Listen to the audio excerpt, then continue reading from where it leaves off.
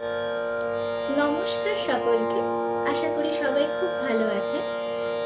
গান করলে বা সঙ্গীতের সাথে যদি জুড়ে থাকা যায় তাহলে আমাদের সত্যি সময়গুলো, মুহূর্তগুলো, দিনগুলো সত্যি খুব ভালো মানে চলে বা যায় সেই মুহূর্তগুলো।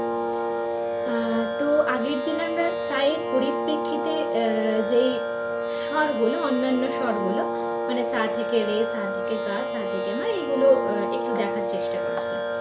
আজকে শুধু সা থেকে আমরা যাব না, কিন্তু আজকে কিছু জাম্প নোটের আমরা একটু দেখবো যে কিভাবে রেয়াজ করলে সেটা ভালো কিছু হয়।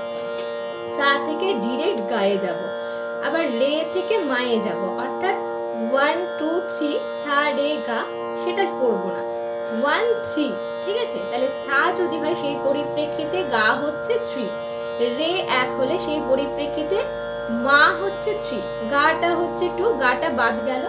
তাহলে বুঝতেই পেরেছেন, তাহলে কি সা গা রে মা গা পা মা ধা পা নি ধা সা সা ধা নি পা ধা মা পা গা মা রে গা সা।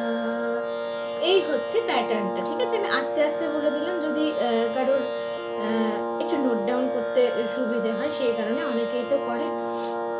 তো সেই ক্ষেত্রে প্যাটার্নটা ওপরে লিখবেন 1 3, আমরা 2 এ যাব না। আবার রেটা 1 হয়ে গেলে সেই পরিপ্রেক্ষিতে মা 3, গা 1 হয়ে গেলে সেই পরিপ্রেক্ষিতে পা 3, কেন মা 2, মা তো আমরা বাদ দিচ্ছি, অর্থাৎ 2 কে এখানে আমরা কাজেই লাগাচ্ছি না, ঠিক আছে? প্যাটার্নটা হচ্ছে 1 3। চলুন আমরা একটু দেখি। সা গা রে মা গা পা মা ধা পা নি ধা সা সা ধা নি পা ধা মা পা গা মা রে গা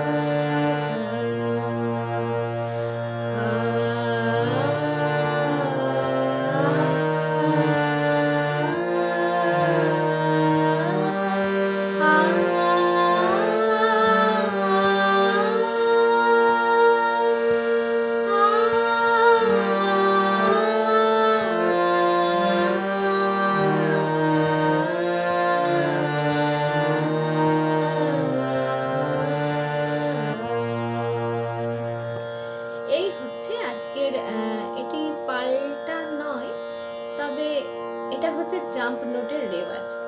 এর পরের দিন আমরা আরেকটু লম্বা করে জাম্প নোট শিখবো। এটা 1 3 করলাম, 1 4, এই লেসনটি নিয়ে পরবর্তীতে আমি আবার আসছি। সকলে ভালো থাকবেন, সুস্থ থাকবেন, সকলকে অনেক ধন্যবাদ।